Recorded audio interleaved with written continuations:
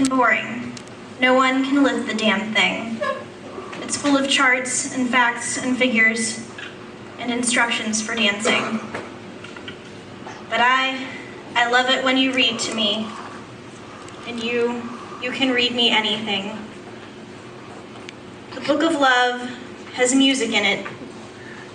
In fact, that's where music comes from. Some of it is just transcendental. Some of it is just really dumb. But I love it when you sing to me, and you can sing me anything. The Book of Love is long and boring and written very long ago. It's full of flowers and heart-shaped boxes and things we're all too young to know. But I love it when you give me things, and you ought to give me wedding rings. I love it when you give me things, and you ought to give me wedding rings.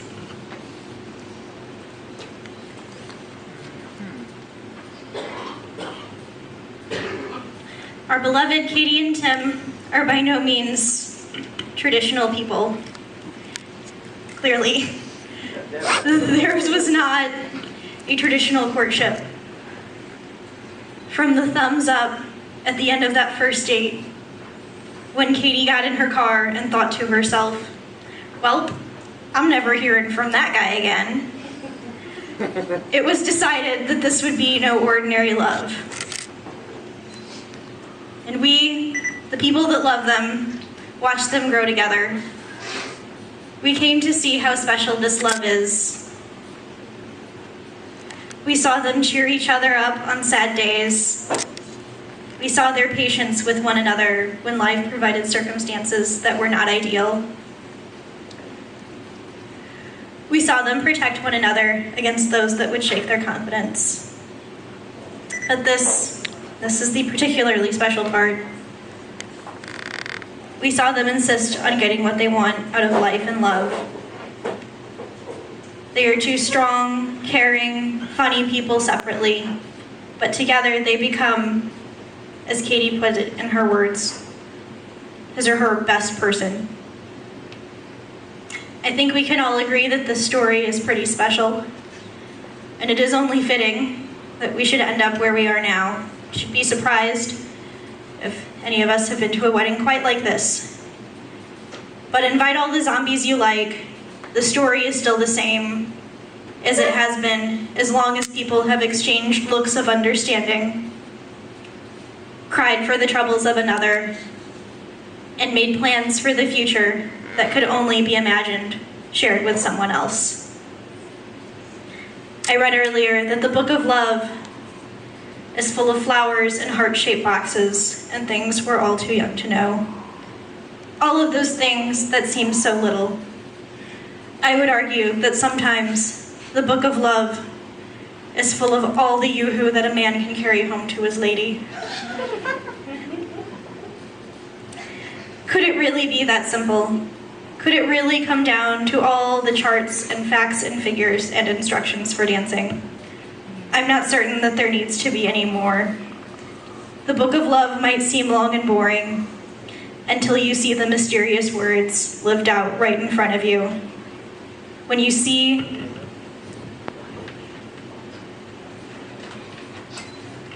the real deal happen to a child you held in your arms, a friend you leaned on in hard times, someone you've loved and watched grow, the ordinary becomes extraordinary. But the real reason we are here today is to celebrate Tim and Katie's future together. Today, they become family. And whatever shape this family takes in the future, they are to keep each other aloft.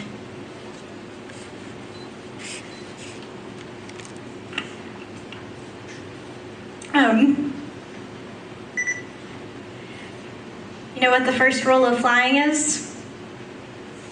Love. You can learn all the math in the universe, but you take a boat in the air you don't love, and she'll shake you off just as sure as the turning of the worlds. Love keeps her in the air when she ought to fall down, and tells you she's hurting, or she keens. make her a home. And from this day forward, Tim and Katie will find home in one another.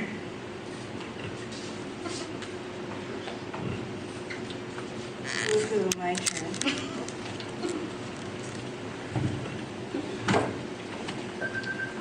Just know I didn't practice this.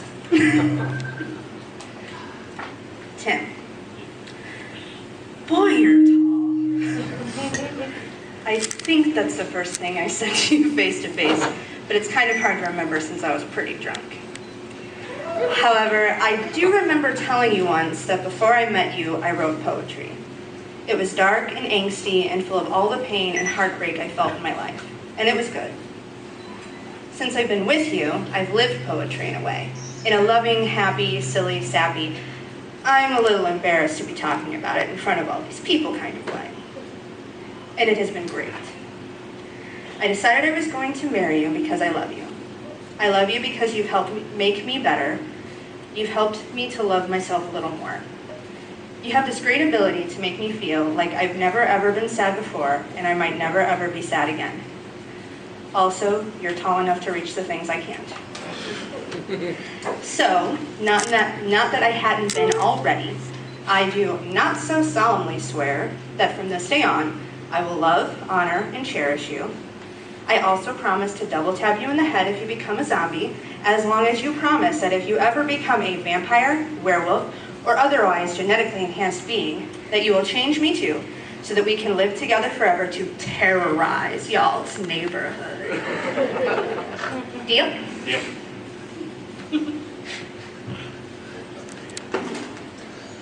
Hold my blade.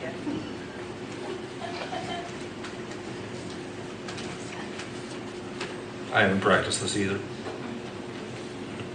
Okay, so, Katie, as you are aware, the original plan for my vows was just to say, Klaatu Barada Nikto, and be done with it. But instead, there's an entire list of things that I would like to now vow to continue doing for the rest of our lives together. First, I will always kiss you. I'll love you. I'll always be there for you. I will always try to convince you of your beauty, no matter how much you fight me on it. I will always tell you how amazing you are. I will always understand and fulfill your needs to the best of my ability. I will be the one you can always turn to, act silly with you, even if only to make you laugh. Remind you of how good you are to me. Act interested in some of the things you do that I have no interest in, just like you do for me. Sports. Double tap you if you turn. Ask you for help on things, even though I hate to ask for help. Never let you forget how amazing you are. I'll go on an ice cream run for you. I'll care for you in sickness and in health, blah, blah, blah. Till death do us part, or zombie apocalypse takes one of us down. Now, these aren't the only things I'll be doing, but they did make a nifty acronym for Klaatu Barada Nikto.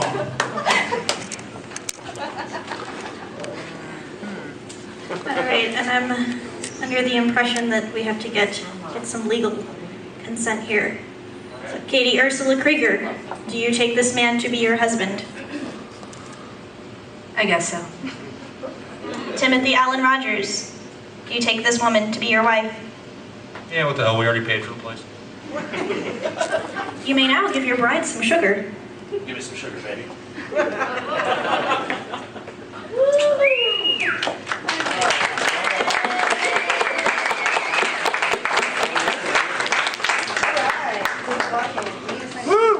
We need to do what? Ladies and gentlemen, We will hear.